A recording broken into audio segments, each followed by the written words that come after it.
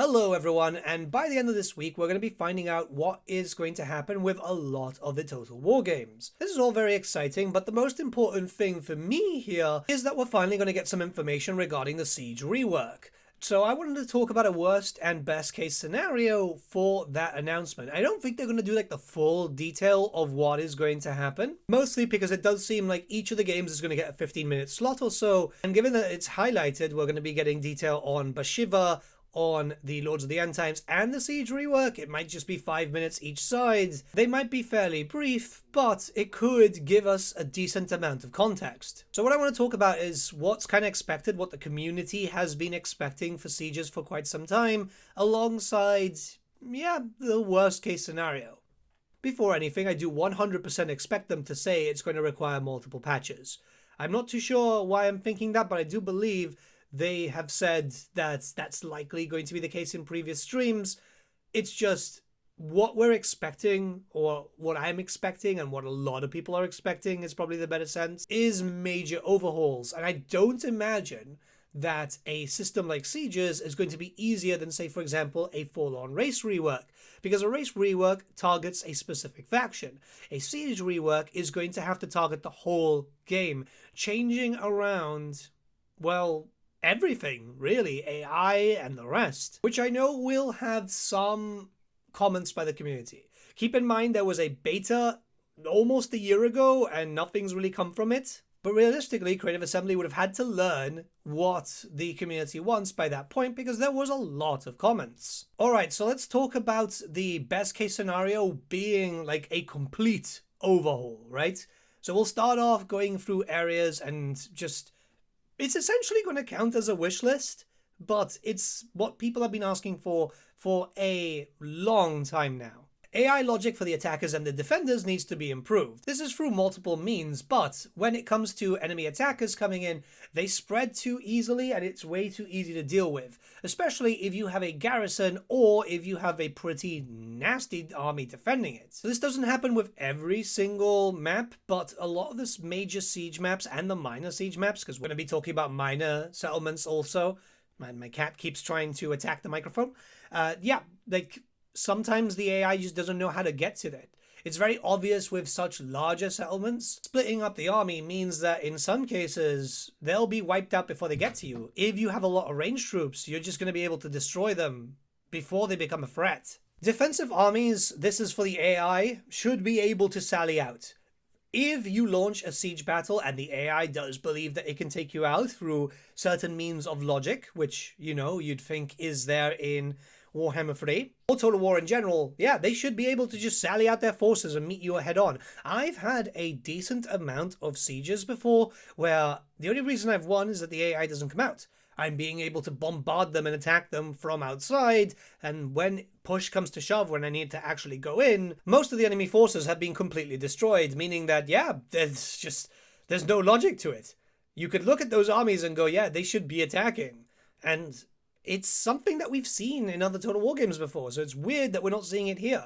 The Siege Attacker trait, I know some people were for the removal, but I don't think Legendary Lords should remove it. This is something that I feel very strongly about. I do feel like some units should have it removed because they wouldn't really count as a Siege Attacker, but Legendary Lords should also have that to inspire units to go a little bit faster. I played with that beta a fair amount of time. I was dissecting it as much as possible. It did slow the game down quite a bit, and that's perfectly fine for veterans, but we have to take into account new players will see that as a massive slowdown. And yes, this game is getting loads of new players, because ever since Warhammer 3 became, ever since Immortal Empires became the de facto experience, where if you own Game 1, Game 2, or Game 3, any of those, you can jump in without needing to own all 3 titles. We are seeing a lot of new players, and last thing you want is for them to feel the slowdown. Remember, it's only the Legendary Lord. For other armies, unless they have very large monstrous mounts, you will need siege units. Take it off specific units where it doesn't make sense, but not from the legendary characters. That being said, I do feel like some of the starting armies for Warhammer 3 need to be rebalanced a little bit, because some of them have been introducing large monsters and artillery where appropriate for Siege Attacker, but some don't. And this is very inconsistent, which is kind of annoying. You have to keep that in mind. A lot of factions don't have a lot of siege attacking stuff until they get into like the real late game. So this is quite important to look at. This is one of the easier things, and I do think a Creative Assembly developer in a live stream did mention that they're going to do a pass at them, and I think that's quite important. Some of them did get rechanged. I think the Tomb Kings had their armies changed up when they had their patch, but it needs to be a full sweep through all the races.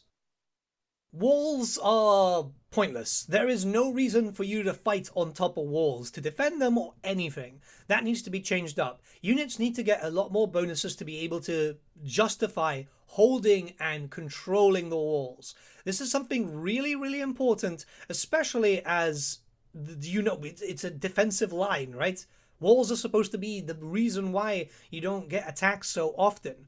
It's weird to me that there is just no reason to hold those areas.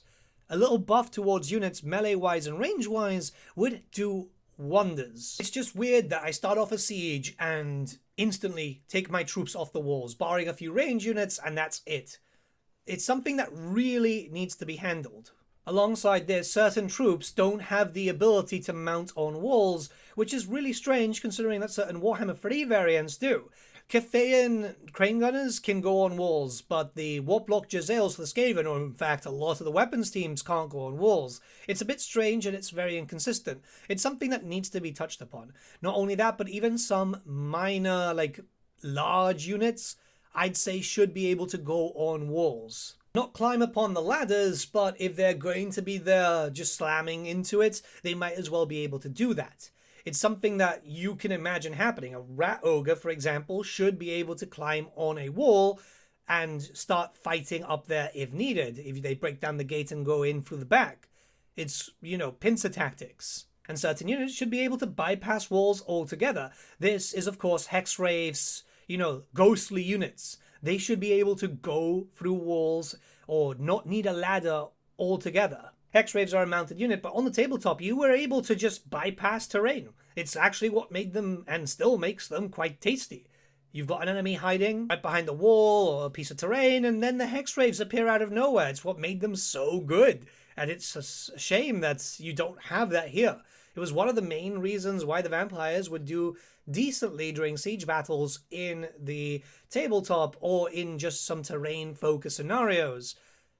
I know it's just for the vampire counts in this regard, there's not really a lot of ghostly units, barring some summons, but yes, this needs to happen. You need flavor for certain factions. In fact, look, there was a whole siege supplement, essentially. The whole Blood in the Badlands stuff had siege supplements. That stuff needs to be integrated for certain races to have a little bit of a feel for unique sieges.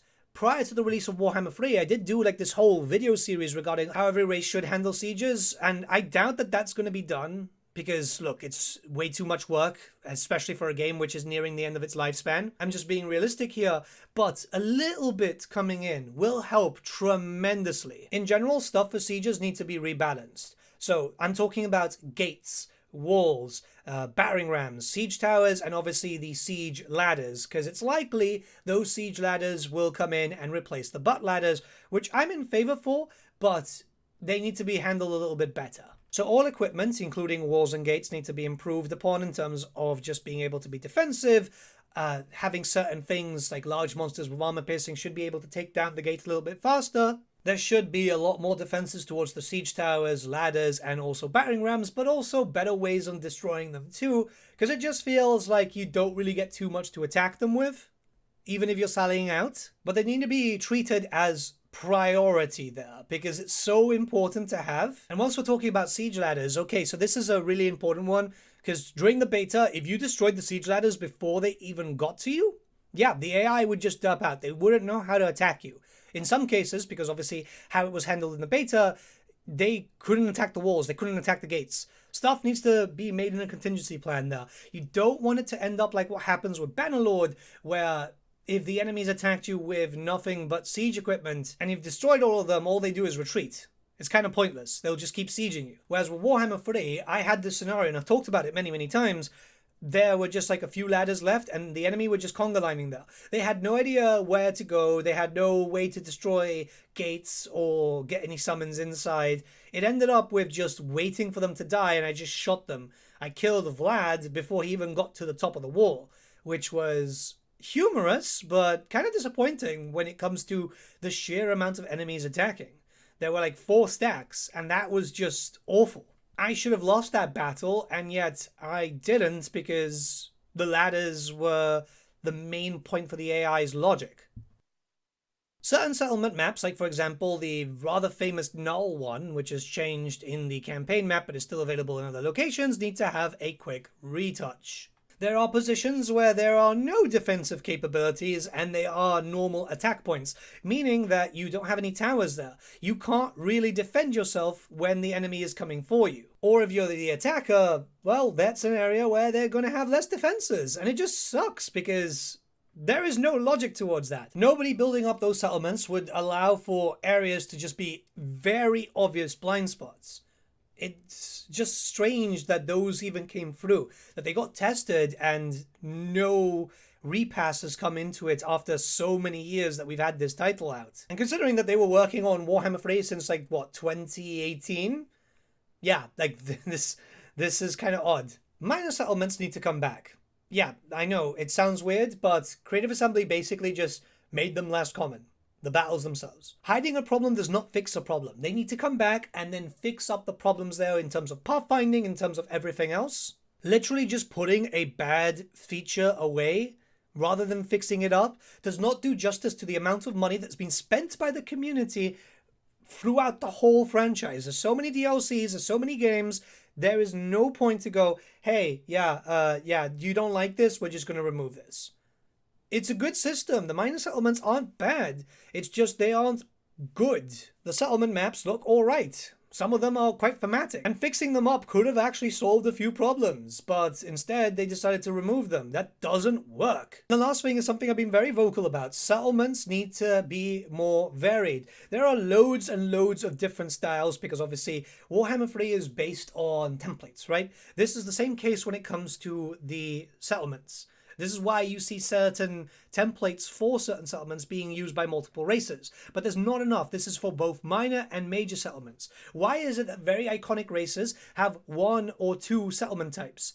That's just weird, considering the amount of work. And yeah, we know why this is, right? Because Warhammer 3's development was delayed by, the world stopping for a bit, and they started rushing. A lot of work put into, like, for example, Daniel the Demon Prince, where it could have actually benefited the game. But it's about time that the races started having more settlement layouts to be able to visually change the styling. This is so important there, because when I'm fighting in Bretonnia and I'm dealing with the same 2 settlement battles over and over and over again, what happens? I get bored. And sure, there's loads of mods for that, GCCM or FSS Rangers stuff, but the thing is, I shouldn't have to rely on mods for what should be a really decent base game feature. Start changing that stuff around, fixing up the pathfinding, and allowing for different races to have different types of settlements. I'm not expecting brand new settlement layouts, but there's quite a bit. The Skaven have the same ones over and over, and what happens? This turns into a slog, because you don't want to deal with the Skaven over and over. If there were different layouts, things would feel a little bit better, because you'd at least have some visual changes. Now we have to talk about, like, the worst case scenario. So this is something that has been in my mind since they announced, like, oh yeah, they're going to be talking about the Siege rework, but we've seen nothing about the Siege rework. And in fact, we've seen devs going, oh yeah, it's going to take multiple patches. Maybe they're just going to go, okay, the beta is going to make it onto live. We're going to do some minor fixes there, and that's it. So this would be just about ladders, a few fixes there, changing stuff around, the Siege attacker trait disappearing from multiple things where they weren't needed to be removed, and they're just going to kind of go like, we'll change things how things go ahead, right? We'll keep monitoring and the rest.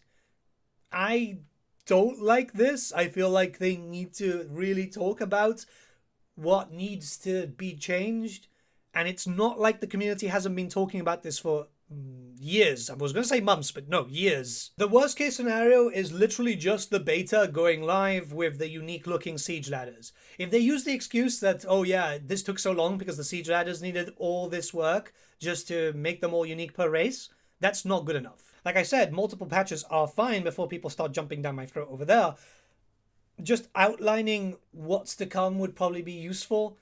I don't want to say a roadmap because let's be very honest here. Creative Assembly roadmaps don't tend to actually be, well, fulfilled properly. I imagine their roadmaps change so drastically on a daily basis that at this point, maybe even hourly basis. But they need to outline properly what's going on with sieges and say, look, these are all the problems that we want to fix, and these are the problems that are going to get fixed now, but the next patch should do this. A big fear I have is because obviously they did say, is like, well, the siege rework might come, and this is like really bad communication, before, during, or after the end times. That's the most non-answer answer we've ever gotten. And I do get worried that the end times is going to take away a lot of development budget from something which is a clear issue with the game. Which is why I don't mind smaller patches when it comes to sieges to fix them up, doing targeted sections, but there needs to be better communication overall. It's a fear of mine that they're just going to go, look, we're going to do smaller patches and that's it, and then just be quiet about it until they pop in. They did say there was going to be another beta. I don't want to be stuck in an endless loop of betas. They've had almost a year now, and obviously alongside this, DLCs have been much slower. Like someone needs to talk. If not, we're just going to be stuck in this endless loop. And yeah, this sucks, man. Because it does make me worry about the future for other titles. Obviously, yes, there is the case of War Core, the new engine, War Core, being better overall. We've seen that with Medieval 3, where sieges look pretty interesting.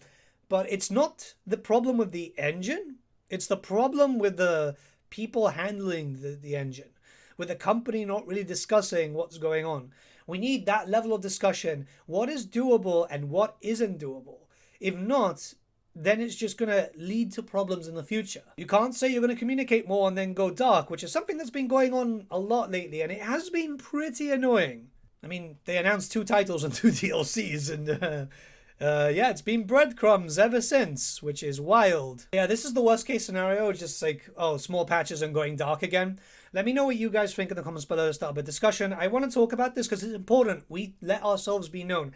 I would say, look, post on the forums, post on the Reddit and stuff like that. Be respectful, of course. Don't start targeting devs and shit because, yeah, it's not nice. The most important thing that you can do is make yourself vocally known about what issues are jumping up at sieges that haven't been fixed yet, that need to be fixed, or else Creative Assembly are just going to assume everything is fine, and that's what happens with a lot of companies. It's not just CA. This is a big reason why everyone's now turning against Blizzard, because, yeah, a lot of problems have been arising with Midnight, it seems, and that is allowing, hell, even the biggest, fan base shills for WoW. I've been following the drama on Twitter and the rest. Even they're kind of peeved. Again, I'm not saying get toxic. What I am saying is be vocal. It's important to say, look, this needs to change. This needs to change. This can't be removed. Communication is important. And yeah, if we keep talking about it, they can't ignore it. I'm not saying that they're ignoring it, but I'm saying they're looking at other stuff. Sure, a siege rework is not going to make as much money as, say, for example, the Lords of the End Times. A siege rework is not really going to make money at all, I think. But it's a quality of life thing that needs to be improved upon. I don't know how long this game has left. They've claimed years. I doubt that. But I think that it's important that this game, by the time that it reaches the end of its lifespan, gets all the content and also all the fixes that it deserves. Have a great day, everyone. I'll see you all again very, very soon. And I should be live today on twitch.tv/thegreatbookofgrudges after this video goes live. Pop by, say hi. I think I'm going to be doing some Warhammer 3. I'm not 100% too sure just yet. And I'll see you all again very, very soon. Bye.